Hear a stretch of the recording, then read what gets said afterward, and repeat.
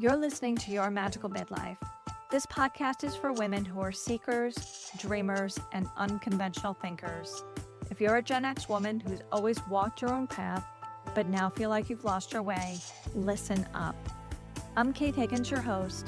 I'm a licensed clinical social worker and coach, and I'm here to guide you back to yourself and to help you reconnect with your joy, your passion, and your purpose. Midlife knocked me sideways. I was not prepared for all the challenges that piled up one by one.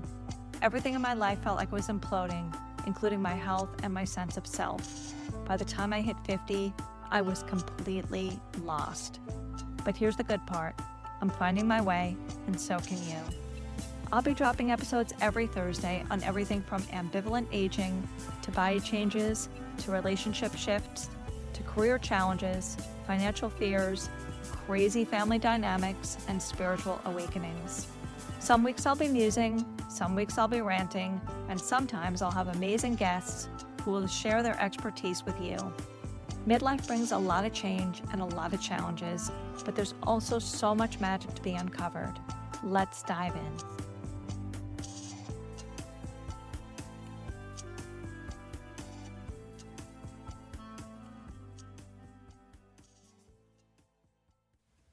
Susan Bratton is the intimacy expert to millions. She's the champion and advocate for all those who desire intimacy and passion across their lifespan.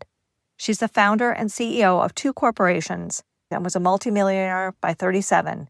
Then she lost everything and went on to rebuild her business with incredible success.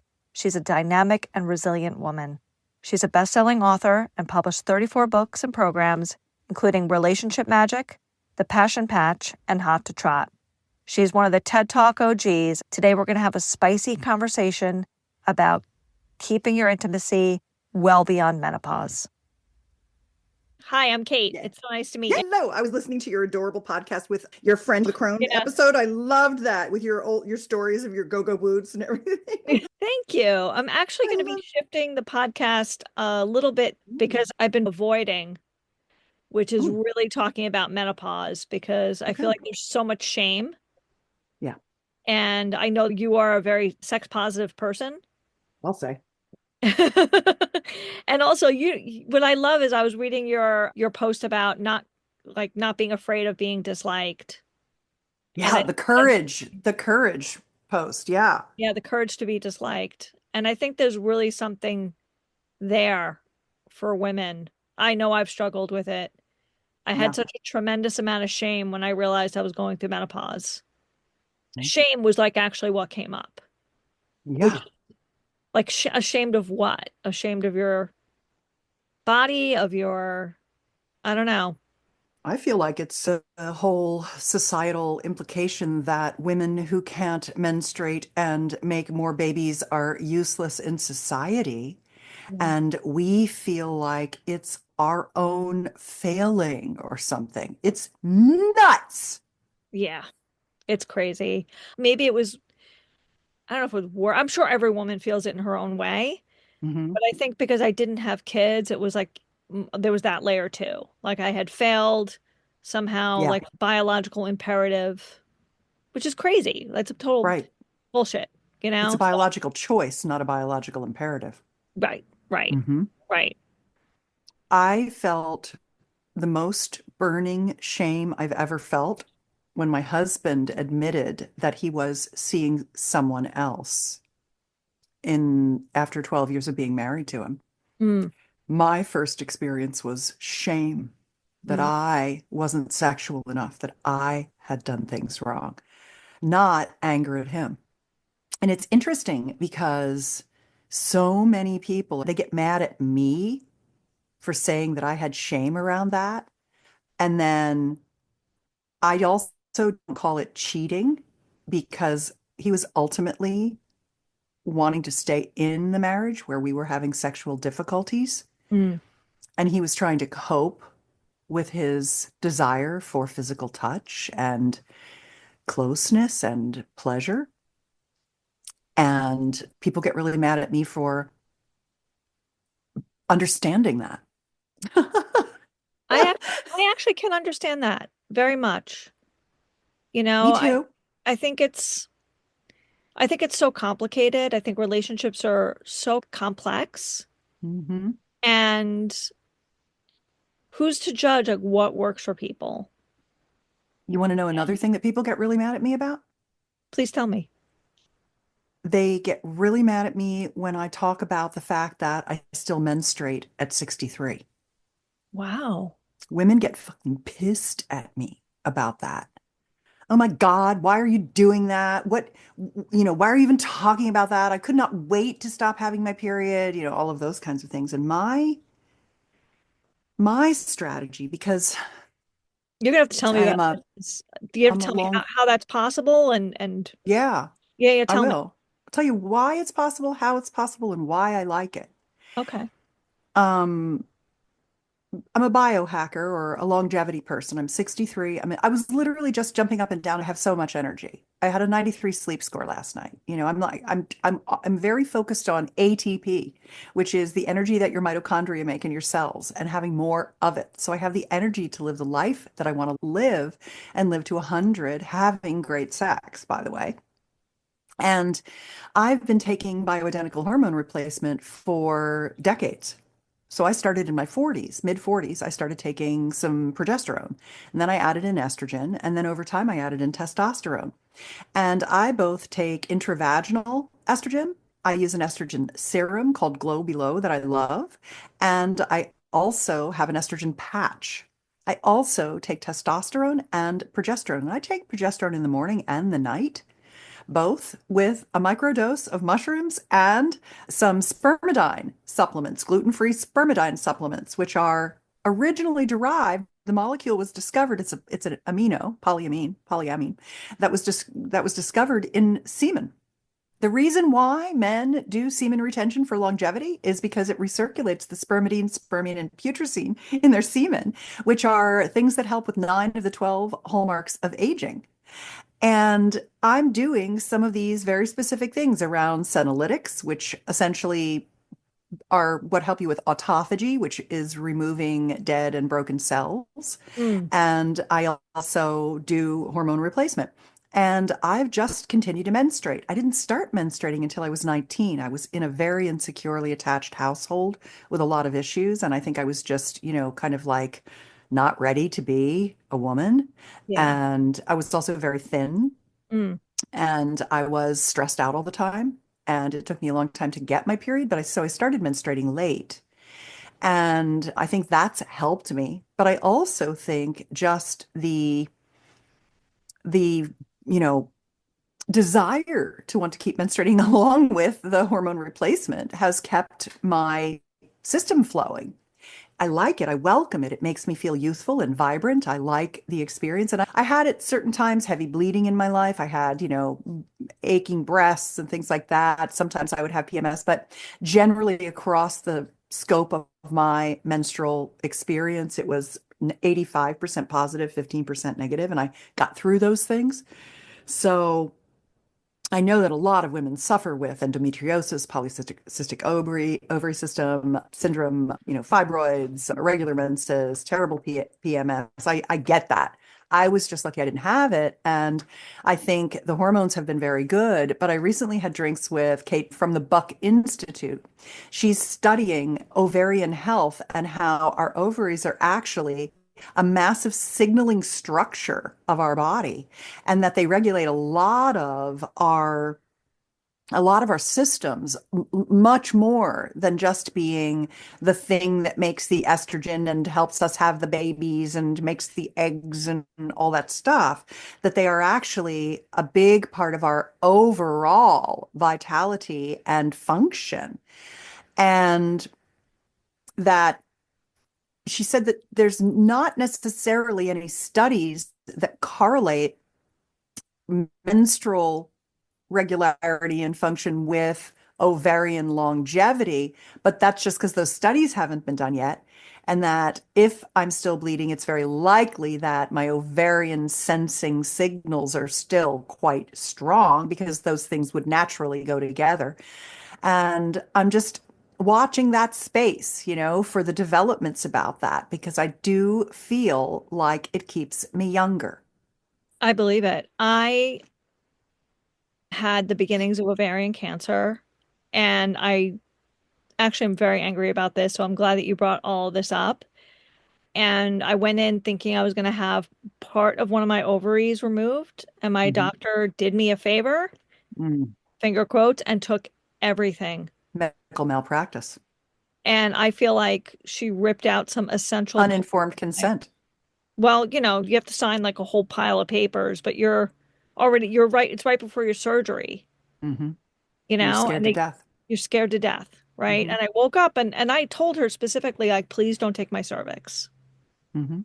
And she woke up, she was like, I don't really like to leave the cervix in, it can cause, Oof, and it's the seat of your sexuality, definitely. and I feel absolutely, Robbed, yeah, robbed and harmed, yeah, and not yeah, listened to and not honored and stolen from. absolutely, Yeah, absolutely, yeah, I would be absolutely incensed if that happened to me. Now, that being said, I have, of course, being a sexpert, worked with, and I don't work one-on-one with anyone. I'm a publisher of passionate lovemaking techniques, bedroom communication skills, and intimate wellness and longevity therapies, treatments, etc.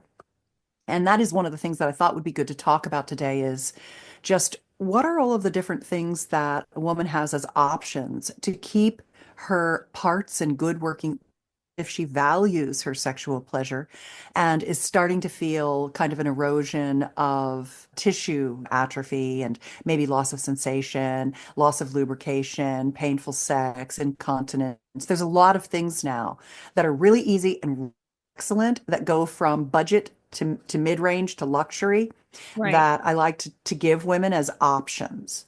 So I think we should definitely have that conversation, but one of the things about women who've had complete hysterectomies or partial hysterectomies, and they email me a lot. I've got a video on my betterlover.com website about my interview with Dr. Felice Gersh and sex after hysterectomy, where we kind of talk about what was taken, what's still left, what you can do still. And though the uterine lift from arousal and the cervical contractions and things like that aid in orgasmic pleasure. The thing that I talk a lot about is something called orgasmic cross training and orgasmic activation. Ooh, And what happens as we age is that we can become much more orgasmic over time by stimulating all of the different tissues of our vulvovaginal system. And so, women who've had hysterectomies, like yourself, though you might not have certain parts that are pleasurable for other women, some women never have any pleasure from those areas anyway. They never get activated for them. And other women learn how to activate them. But you can activate all the different parts of what I like to call your yoni. Are you mm, familiar with that term? I would imagine you yeah. are. Yeah, before when I was first having my beginning symptoms of perimenopause, I was in a total panic about it. And because I came late to sexuality Hmm. myself, like being feeling safe with a man, feeling Hmm. safe with a partner. I had a Hmm. lot of trauma as a child. Me too. Yeah, so like you have to find We someone you do. can really, really trust, Yep. And so I started doing jade egg. Yeah, I love jade egg. Yeah, yeah. But I haven't done Yeah. it since my surgery. Yeah. Well, it might be a good thing to do to work on your pelvic musculature, Yeah, right? yeah. Because you don't have as much there holding everything up either. Well, I'm sure you know who Layla Martin is. Of course I do. Yeah. Yeah, yeah. And so I did her jade egg course. Hmm. Yeah, That's good. Yeah. I've been working with Saida De Soleil for decades. She has a jade egg course as well. And one of the things I like about what she does, and I don't know Layla's in detail, but one of the things that I like that Saida does is she owns her own giant piece of jade in Canada.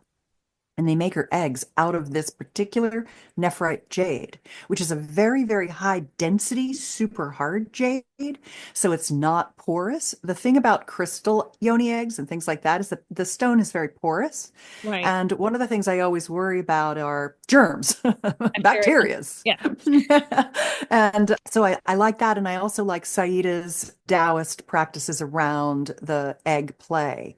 But so I haven't done Layla's, but they're both good. Anything is great. Those are all really good. And they definitely help activate all of that pelvic musculature. But what I also like with orgasmic cross training is I like to really activate the clitoral structures and the labial structures and the urethral structure and perineal structure. These are the structure of erectile tissue in our vulvovaginal system that wrap around the vagina.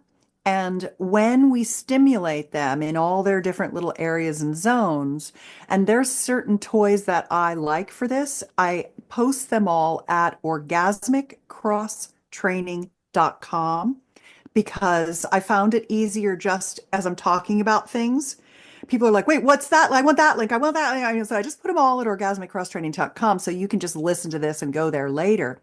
One of the things that I really like is to have a couple of different tools for orgasmic cross training.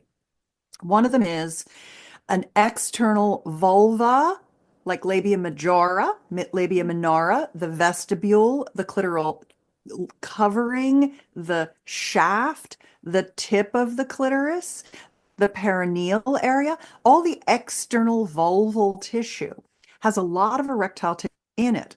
And if we're not getting that properly engorged, which takes us women about 20 minutes to get the blood flowing to those genital structures, then we're basically, if we're having any kind of sex, especially intercourse, but also oral and even manual pleasuring, and we're not fully erect or engorged, we're essentially having sex like it would be akin to a man having sex with a flaccid penis, where it just doesn't feel as good.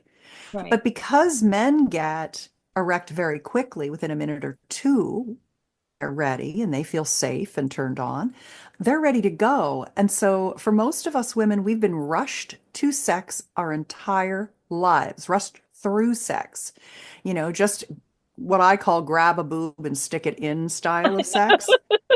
Yes. Everything is focused on intercourse because religious repression Right. says Make a that baby, get it over with. sex is for procreation only. The only thing that sex is intercourse. And so we've been raised in this ether of that construct, and it's not female focused pleasure. Like foreplay and then sex is what most people think about, and sex to them is intercourse, and yet it's the foreplay and the intercourse, all of that is pleasurable to us, and it gets shortchanged. It gets shortchanged due to the difference in arousal patterns of men, due to this, kind of cultural miasma around intercourse being like the big thing. Now, don't get me wrong, I love intercourse. One of the things that I've done over the last 2 decades is develop a series of orgasmic intercourse techniques that move us from what we see in the movies and what we see in porn, which are male gaze focused, to female pleasure led intercourse, which is less about friction, more about connection, more about pleasuring the entire cave, not just the in and out strokes, Right. and preparing the womb, the portal, the yoni for ecstasy. And I'll give you that link too, just because people are like, well, what were they? I like to go high level and just drop information as I go so people can go where they want to go. Because when you're talking about sex, everybody's someplace. We're not all entering the conversation in the same. So somebody out there who's listening to our show today is going to be like, God, I am not having orgasms from intercourse. And I thought it was me that I was broken. Right. And now I'm hearing Susan Bratton say, you just haven't gotten what you need to have them. Oh God, this could be life-changing for me because I've been dutifully servicing my husband for decades and I'm fucking sick of it. And so maybe I'll try this. Maybe there's hope for me. And other women are like, I loved what she talked about with regard to hormones, or I loved what she talked about with regard to sexual biohacking. My yoni's sore. I need to fix it. What do I do? And so I just try to, cover kind of like a big arc, Right. which is perfect kind of a way to, help people wherever they are move forward. Because anyone listening to our conversation today is still has hope that they could have a really incredible sex life. And for me personally, I'm 63 right now, and I'm having the best sex of my life, the best orgasms, the best oral. I've recently started really loving anal pleasuring and anal intercourse. And you would think a 63-year-old lady, she must have like a dried up butthole.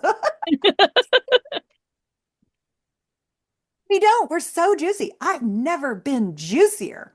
Wow. I've never had better orgasms. I've never had more pleasure. I've never felt more confident. I've never had less body image issues. I feel good, great, That and is I love my sex life. that is so inspiring to me. I'll Good. be we are recording this 2 days before my 54th birthday. Excellent. Yes. So tell me, how did you become Susan Bratton? How did this dark story? Like, where did you grow up? What was your family like? How did you get into this work? Because you said you were shy and you didn't even start getting your period till you were 19. You were a slow starter. How did this happen? I need to know. Yeah. Story arc is my parents got divorced when I was 3. And my father was a closeted gay man his whole life. He had 3 wives. Oh, And my mother just loved him, but didn't want to miss that romantic part of her life. So they got divorced, and my mother married a man who sexually abused me repeatedly throughout my childhood. My stepmother emotionally and physically beat me as well. And my parents are very gentle and soft people, arty types, like ephemeral types, and they just couldn't protect me. And then pretty much every bad thing happened to me sexually from there on. Like the very first time I had sex at 19 years old, I was using birth control and got pregnant and had an abortion. Never looked back, never felt bad about that. And then, a boyfriend cheated on me and gave me herpes. And then I almost got date raped a few times. And like one guy kicked me out of bed because I had sex with him and he was like, get your things and pack up and go home. I'm not going to date you anymore. You're terrible in bed. I mean, it takes two to tango, butt wipe, but it really, really made me feel bad at the time. I had a lot of insecurities around it, and I struggled to find great sex. At some points in my life, I thought, everybody's just lying. It's not as good as people are saying. They're faking it. And it's funny because I have a 27-year-old daughter, and her friends are constantly coming over and asking me things that they can't ask their own parents. Like, my mom is super conservative and she would never even want to talk to me about sex, that kind of thing. And so I'm that person for a lot of people of ages from 18 to 80 something, 90 something. And, a lot of people feel that way. Like everybody else is having a good time and I'm not. And so I could really relate to that. And then I met my husband, and he and I really had a good physical connection. He's very Aspergery. He's very in his numbers and his head, but he's super kinesthetic. And he was slow and trustworthy and loved me and protected me. My number one relationship value is security. And I really need protection. Even though I'm almost 6 feet tall, I weigh 160 pounds. It's pretty much muscles and boobs. And I'm a CEO of 2 companies and I'm a badass bitch. I still need protection. Is totally one of understand. my core things. It's Same. like if you're adopted, you always have the adoption wound. So you learn to live with it and work with it and make it a strength rather than letting it ruin your life. And the more awareness that you have around it and how it affects your behaviors, the better you can work with it to your benefit and the benefit of others in the universe. So, about 12 years into our marriage, though, I just stopped wanting him for sex. It was like a mercy job for me because I wasn't having orgasms from intercourse. We just didn't know how to have good sex. We didn't know anything. And that's pretty much everybody because we don't get a pleasure-based sex education. We get a fear-based, demon, oh, you're gonna get pregnant, don't touch that thing, oh, it's like all this bullshit. And Right. so I was like an advertising executive basically, and so we had like regular jobs. I wasn't a sex expert then, and we decided to work on our relationship and try to fix that problem. So we read books, we did workshops, we went to sex workshops, we went to a therapist, we got really honest with each other and started telling the truth. We practiced radical honesty. And we just got it all out on the table, and we fixed everything. And what really moved the needle for us were a couple of different things. One was we started an expanded orgasm practice, which is a clitoral stroking technique that helps a woman settle into sensation, ride sensation, and have orgasmic pleasure from very light touch, not overdriving our nervous system. And it did not need to lead to intercourse. It was the pressure was removed from me to perform. I was to just receive and orgasm. And it got me really highly orgasmic because I got the space to just learn how to exist in sensation and pleasure and ride it and build it and come well. And then the radical honesty, and then going to sex workshops and seeing how much we had been cheated out of information, and working with a therapist on my childhood traumas so I could stay in my body. That was really important too. And being someone witnessing all the horrors I'd been through so I could kind of get them out instead of stuff them. So it was a combination of all those things. And we started having incredible sex. And I said, this is what I want to do for the rest of my life. I want to publish passionate lovemaking programs. And I started with the mentors who had had the biggest impact on me. And I got them to essentially take the stuff they were teaching in workshops, and we built it as online programs that couples anywhere in the world could access, singles, couples, men, women, to do the techniques that I thought were really the fundamental techniques that you just don't learn anywhere, except if you can afford to spend money to fly to San Francisco and get naked and go to a sex workshop, which is like 1/10 of 1% of all humanity would be willing to even do that. Right. So that's why we started a tech company, Personal Life Media, 18 years ago. I started by publishing the work of others, and then I just built my chops over the years, just through practices, through experiences, through mentorships, through writing my own experiences. And the expanded orgasm practice, and also being a highly sensitive person, were the things that allowed me to begin to try new things and write them down step by step for others to follow. One of my mentors was Dr. Patty Taylor. I've published her works, and she has a PhD in orgasmic pleasure. Mm. And she taught me so much. And I started having all different kinds of orgasms and documenting them all. And there's over 20 kinds of orgasms your body can have, locations to touch, techniques to use, objects of desire, those kinds of things. So that got me onto the orgasmic cross training, and it got me onto the different tools, like lay on vibrators, G-spot, internal air stimulators, thrusters. If you look at the sex toy world, there's a lot of shitty brands with plastic crap and crappy silicone that you don't want to buy. There's a few brands that have excellent mechanic motors, apps, devices, medical grade silicone, easy to use, big buttons for old people, things like that, that activate all of this tissue and send the signals to your brain, your biggest sex organ, so that you start to connect pleasure with stimulation in all these different areas. Because if you essentially map a woman's vulva and you touch her in different places, there's been studies that do this, women will either feel the pain or shame or numbness or pleasure. And you can transmute the shame, the pain, and the into pleasure by activating the tissue and the engorgement.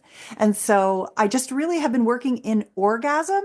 And then I started working in bedroom communication skills, how to talk dirty without it feeling weird. What's pillow talk? What's adoration? What's eroticism? What's sensuality? Giving people like verbatims that they could start with and personalize so that they could open up communication. And then that led me into intimate wellness stuff, because people were like, well, I'm 42, I'm 52, I'm 62, I'm 72, and things are not working like they used to. What do I do? I can use the techniques and I can use the communication, but my parts aren't working as well. And that's when I got into the whole sexual biohacking world.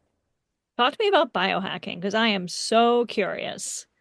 Okay, great. Yeah. So, First of all, what does biohacking even mean? For the yes, people who don't have anything, know anything, I know like a teeny tiny bit, but yeah. let's start with like, what is biohacking? Biohacking is a word that came from the world of longevity. trying to get escape velocity so you could live forever, essentially. And my friend Aubrey de Grey originally founded the Methuselah Foundation. And he and a bunch of kind of singularity people like Ray Kurzweil, who said, we're going to morph into part human, part AI device, nano robot, you know. Yeah, We transhumanism. already have our Right. replacement knees or replacement hips, you know, it's headed there. And so the longevity community came up with this term called biohacking, which was essentially how you could turn back the clock to extend not just your lifespan, but your health span.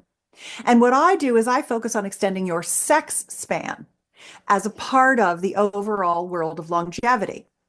And why would you want to extend your sex span? Why do you want to have sex till the day you die? And why do you want to die at 100, healthy, hot, and having orgasms? Because when you have regular intimacy, and I'm not saying sex because I don't want you to think intercourse. I want you to be open to it. I want you to learn how to have intercourse. I want you to want intercourse. I want it to feel good for you. But I don't want to hit your negative wall around that. Like it hurts. I don't want to do that anymore. So I'm totally tapped out on the whole intimacy thing. Because what I've found is that when people can't have intercourse anymore, and most people are in male female pair bonds. So I'm talking to the big bell curve, but I support gender expression across the rainbow sparkle spectrum. So when I think about sex ban and I look at the studies show you that when you have intimate connection 3 times a week or more as you age, you live about 10 years longer. You have a infinitely happier life because we're looking at relationship dynamics. And you know, even with the Harvard men's study, because they never do women, that the men who were in relationship as they aged were the ones who lived the longest. That relationship is full stop, the big indicator of longevity. And it's the intimacy and closeness and not just the companionship, but the physical intimacy is very important. So sex is super healthy for you. And again, when I say sex, I don't mean just intercourse. I mean holding, connecting hearts, intimate massage, erotic massage, oral pleasuring, using toys, having intercourse, trying anal pleasuring. It's so nice too.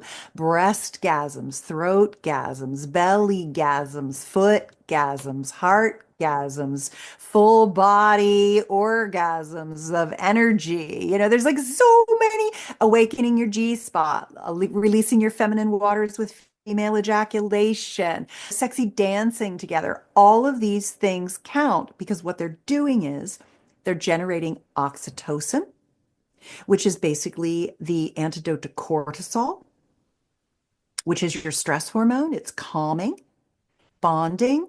And what's nice about oxytocin as well is that it keeps your waist slim, Mm. which is really nice. It helps with blood sugar regulation. I mean, you want a good GLP, try some lactobacillus reuteri supplements and, generate a ton of oxytocin. You'll feel so much better and your waist will be skinnier. It's fantastic. What is the name of And that? well, so the product that I use is from Oxyceutics, and they have a lactobacillus reuteri probiotic supplement, and that's the probiotic that your gut needs to produce oxytocin. And most people, we've taken antibiotics, and it's a very delicate bacteria, and we've killed it off, so we're not producing the level of oxytocin that we could be producing. And so I actually make my own yogurt with it. My friend Dr. William Davis, who wrote Super Gut, Wheat Belly, Undoctored, he's the one that developed it. He did the studies on Lactobacillus reuteri, and he started with women who were overweight and trying to lose weight and needed sugar regulation and waist slimming, and found out that it's just a massive oxytocin producer as well. And so oxyceutics.com is where you go for that. And he also has a product called Gut to Glow that has some hyaluronic acid in it as well. So it makes your skin look good, makes your hair silkier. It's friggin' amazing. A probiotic, I would have thought. So having all of this intimate connection and pleasure using toys together, mutual masturbation, adding a clitoral vibe during intercourse, or using a constriction vibrating, double vibrating, penis ring during intercourse. These are all ways that you can live a longer, healthier, happier life, because when you have orgasmic pleasure, you you create oxytocin, you have a cascade of dopamine, serotonin, positive hormones, more neurotransmitters like that. You generate NK cells, natural killer cells, which are what eat your malignant cells. It eats They cancer. keep they eat cancer. I don't like Yeah. to say the C word a lot on podcasts in case, but yes. And help you with lowering inflammation. They help you with cognitive function. It's a vascular experience. So especially when you orgasm, you're sending blood out to the edges, and you want the edges of your capillaries to keep growing out, because if you don't, they contract. And as they contract, you atrophy, the nerves retract, you lose sensation, you get edema, brain fog, you have heart problems, you have blood pressure problems, then you end up with strokes. And I mean, it's a downhill battle. And so having good nitric oxide production is often one of the things that women are missing. Primary things women are missing is the blood flow to the pelvic bowl, because you only have a few liters of blood that roll around in your system, Right. and they get pushed through the squeezing of your vascular system to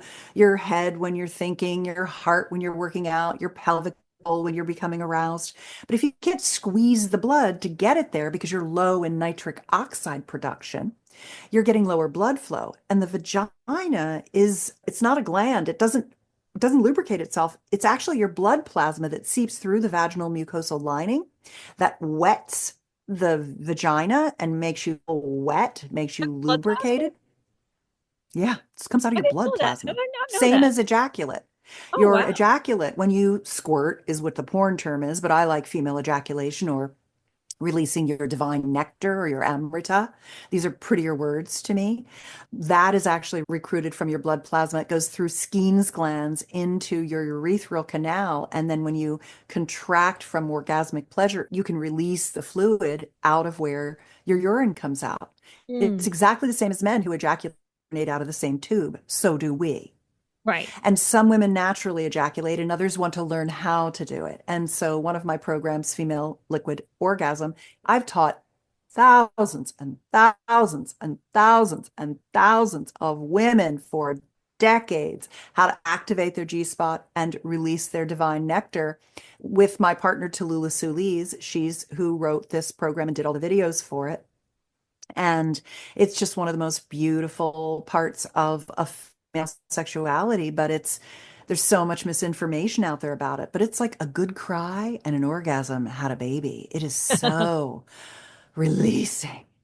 So this is what sexual biohacking is. It's essentially everything from creating new neural pathways and activating tissue to finding ways to pleasure yourself or mutually pleasure each other. And it also moves into regenerative therapies. And regenerative therapies are, how do you reverse the clock on atrophy that's already happened? So yes, you can take a nitric oxide supplement. That's ground zero. And that's perfect. The second thing that you can do is you can do vaginal rejuvenation. But there are some things in the market that I don't recommend and some that I absolutely love. So to me, step number two is one of two options.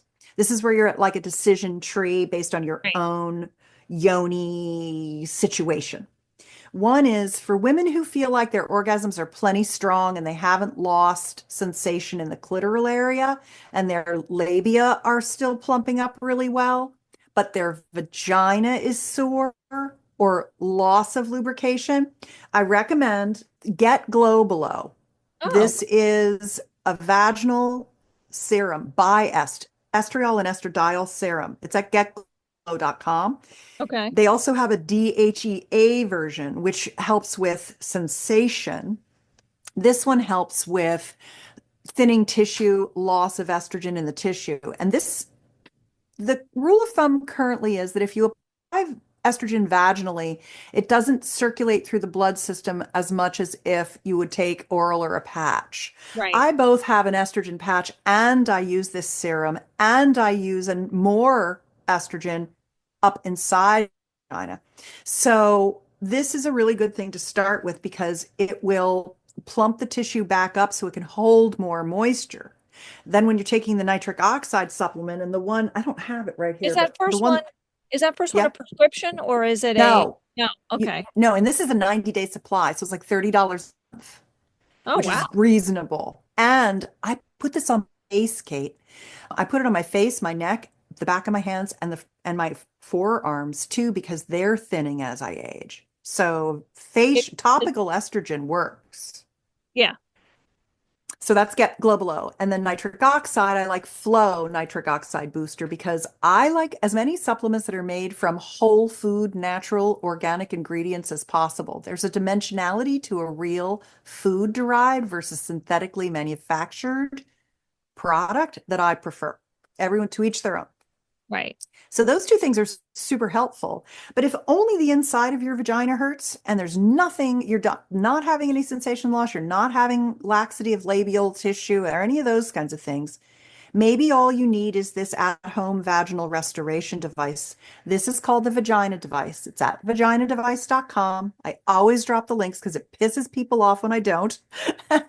And this is a woman-owned company, and it's a wonderful product. It uses red light, warmth, and vibration up inside your vagina. You do it every other day for 8 to 10 weeks, and you will find that you are wetter than you've ever been, and it thickened the tissue, especially if you take the nitric oxide booster and use the vaginal estrogen serum. This may be all you need is a little couple $100 at-home device.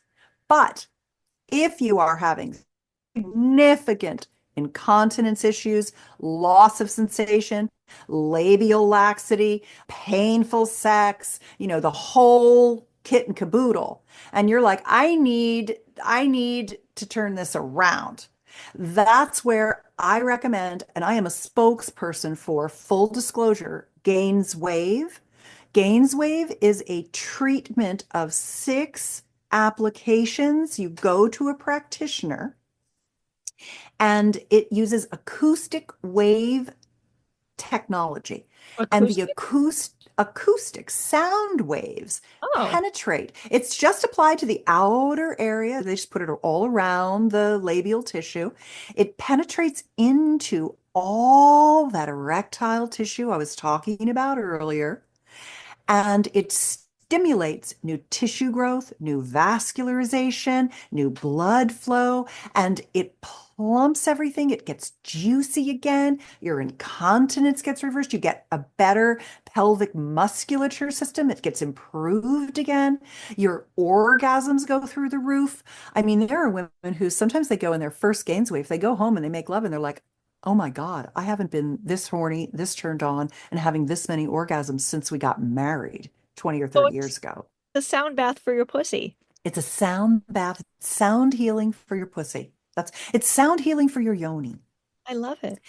I You love hear it it? Is it too. actually play music or? It doesn't, but you could put your headphones in. And the other thing about it is that for me, when I do them, and I do them every like 3 years or so, I go for a series of treatments. My husband, Tim, who's 61, he's going in right now for his Gains Wave for Men. Oh, And he goes in every 3 years or so. And it's 6 treatments, but if you go to gainswave.com/Susan, and I don't make any money for this. This is a seventh treatment free that, and I'm not paid when you go there. So it's just because I tell everyone about it, they made me a special page so we could get an extra treatment and they would know I sent you. And gainswave.com, they've got providers all over the country. It's outpatient. You can do it on your lunch break.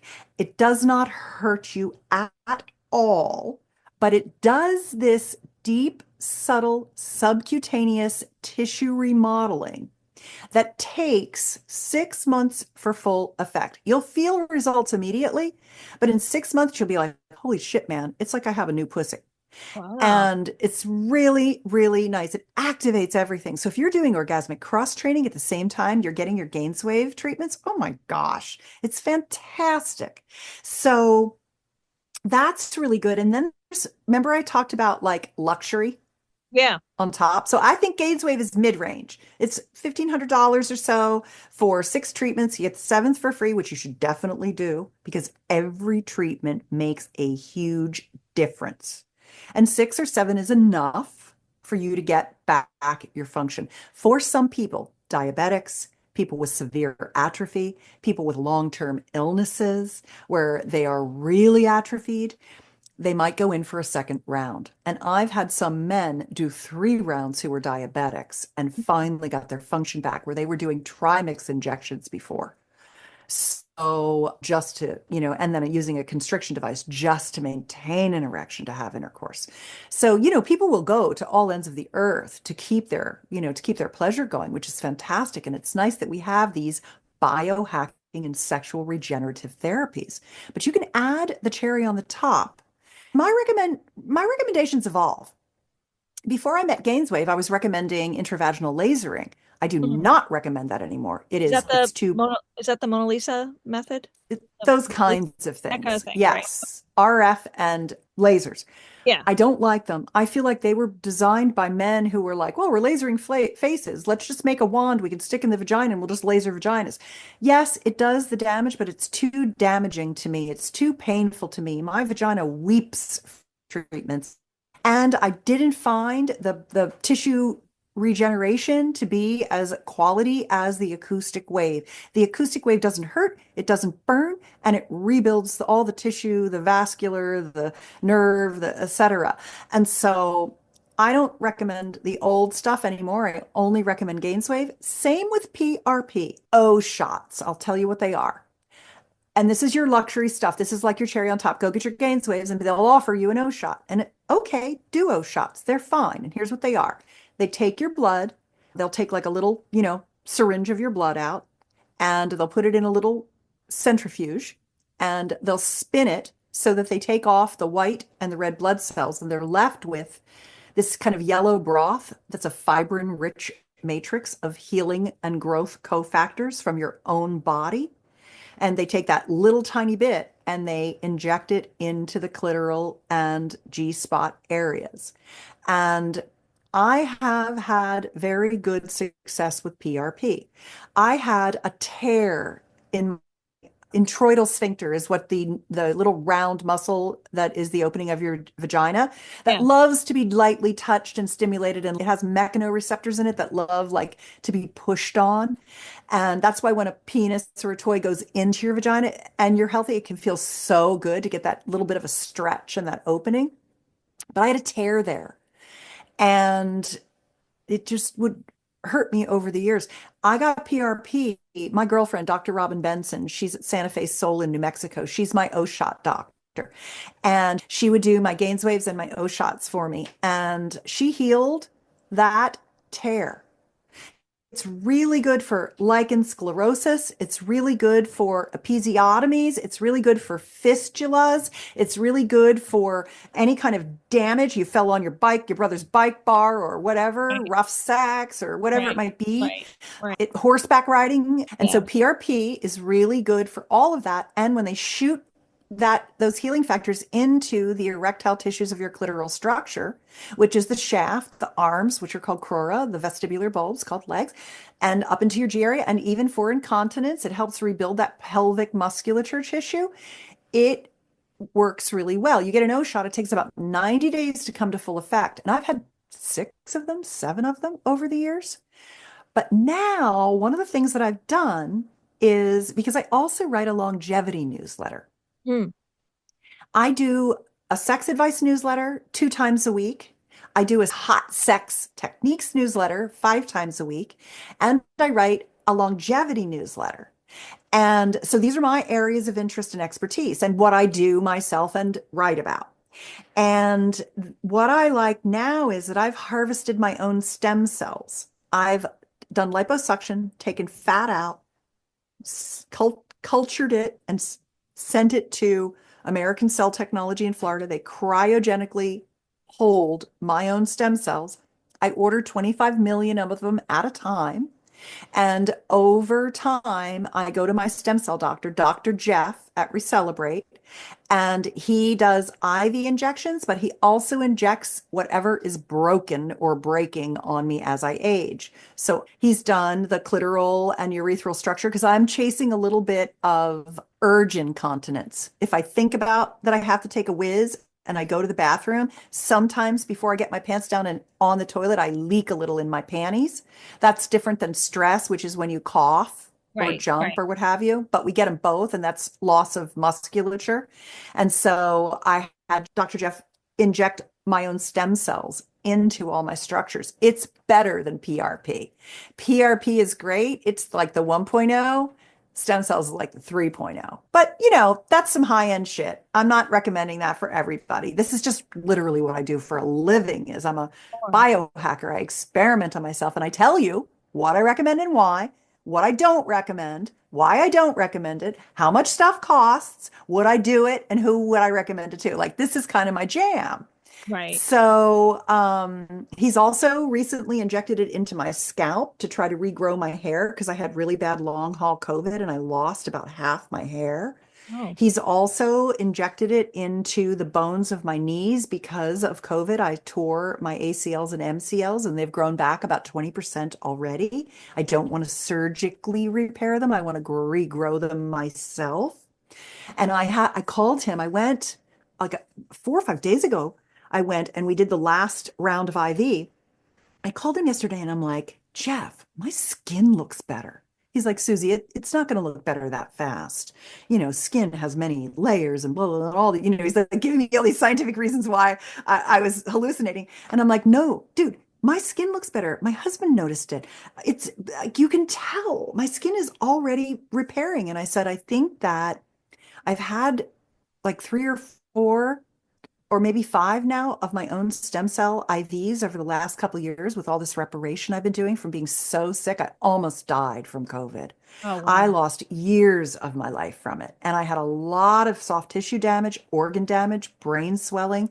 I did 70 hours of hyperbaric to recover from the brain swelling I got from COVID. I couldn't talk for months. I lost my ability to speak. I couldn't read, couldn't even watch television. I was too exhausted from it. So for me to see how my heart and lungs have gotten better, my bladder and kidneys have gotten better, my knees are regrowing the ligaments, the pain in my tendons of my thumb joints has gone away, and now my hair is regrowing. And so we decided to go direct with scalp injections as well to see if we could boost that hair growth. And now I think it had to fix like more important things the first few rounds. And now I swear to God, my skin looks so much better within 48 hours of that stem cell IV. It's I can't believe nuts. you were so sick so recently because you look so vibrant and healthy. Well, it was 2020 and it's 2025 now. So I was Yeah, very, very barely sick in 20. early 2020. Yeah. So, but you know what I did was when I could start to get up and walk again, I couldn't even go upstairs. Wow. And I had one of my friends come over every day and work with me on my strength, my balance, my flexibility. My balance was off, everything. I could barely do anything. And he remediated me and got me strong. And now I do strength training. Every day? That's what makes me healthy. No, as many times as I can a week. Sometimes it's once, sometimes it's 5. I Okay. just do what I can do. I Oh, have to travel. I speak at a lot of conferences, all those kinds of things. So I'm on the road a lot. So like I'm leaving after we do this recording. I'm running down to work out with Jake. how many companies do you run? Two? Yeah, too. Two. How Yeah. many hours a night do you sleep? Well, I got a 93 sleep score on my Aura Ring last night, and I usually sleep 8 hours, sometimes 9 if I can get it in. Okay. Yeah. Okay. Sometimes 7.5, but usually I'm going to say I'm a good solid 8er. Walk me through what your wellness routine looks like, just a high level view, because you're so vibrant and it's really inspiring. And I think when women get to people, but we're talking about women on this podcast, Yeah. when we get to Yeah. our 50s, it's like it's a critical point, right? I think a lot of people are invisible or feel invisible because they've given up on themselves. They're like, well, I'm a certain age now. I don't have to take care of myself. I don't have to exercise. I'm gonna eat what I want. I'm gonna put on my sweatpants and I don't care anymore. But I love when I meet people who are the exact opposite of that. So, Thank you. is there a simple routine? Can you tell me your routine and then we can maybe make a simple one for people who kind of have given up on themselves but don't really want that for themselves. They want more, but they just feel like they can't. Do you know Yeah, what I'm saying?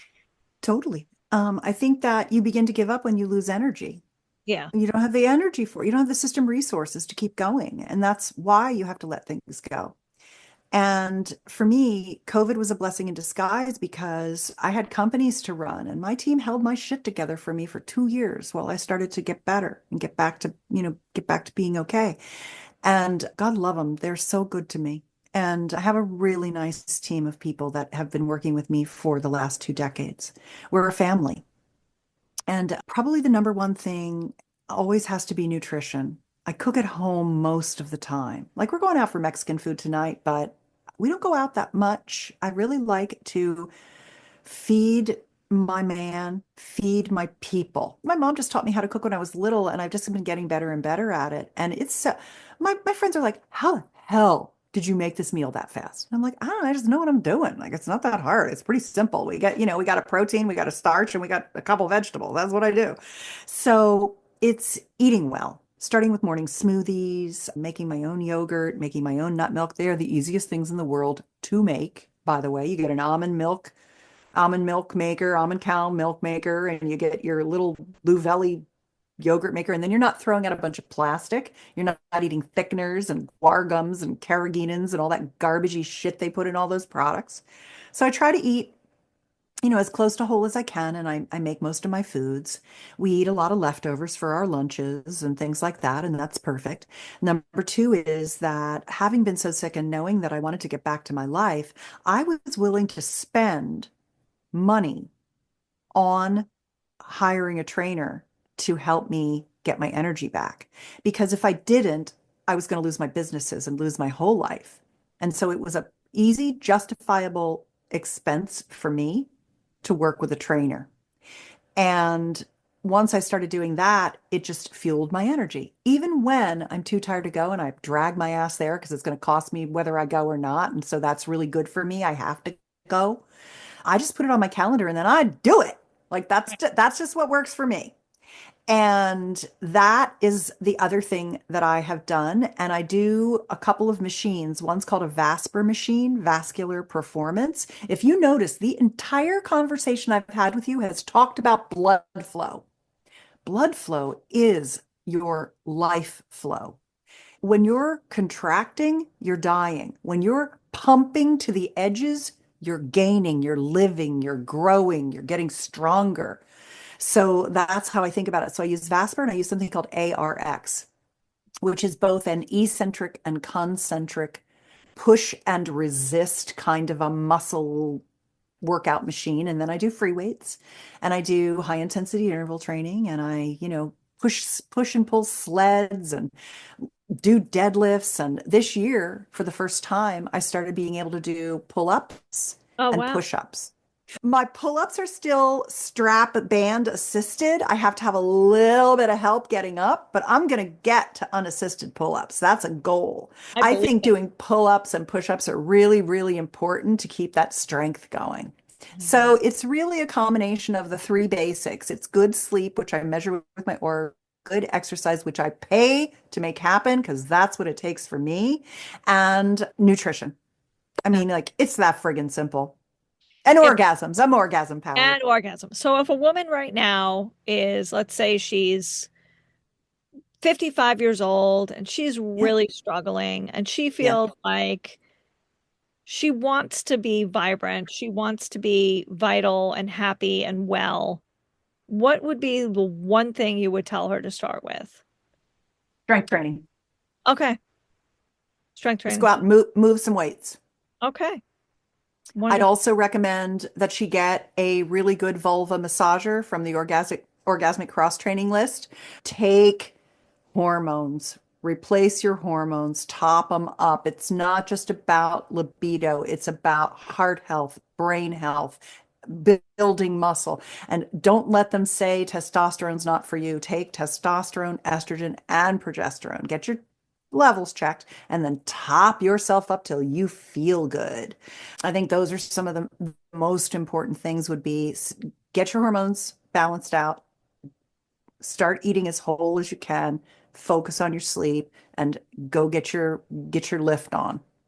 I love it. That is so helpful. Thank you so Good. much for your generosity, your time, your enthusiasm, your energy. You are absolutely delightful.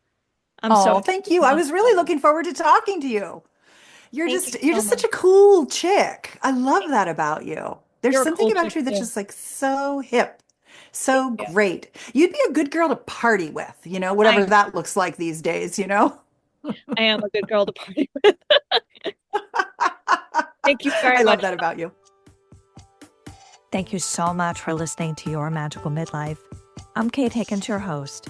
You can follow me on Instagram at Your Magical Midlife, and you can check out my offerings on my website, yourmagicalmidlife.com. I offer individual and small group coaching, as well as luxury retreats for women in midlife and beyond who are seekers, dreamers, and unconventional thinkers. You can book a complimentary discovery call in the calendar link in my show notes. If you've enjoyed this episode, I'd appreciate it if you left a 5-star review on Apple Podcasts or share this episode with a friend. And I will talk to you next week.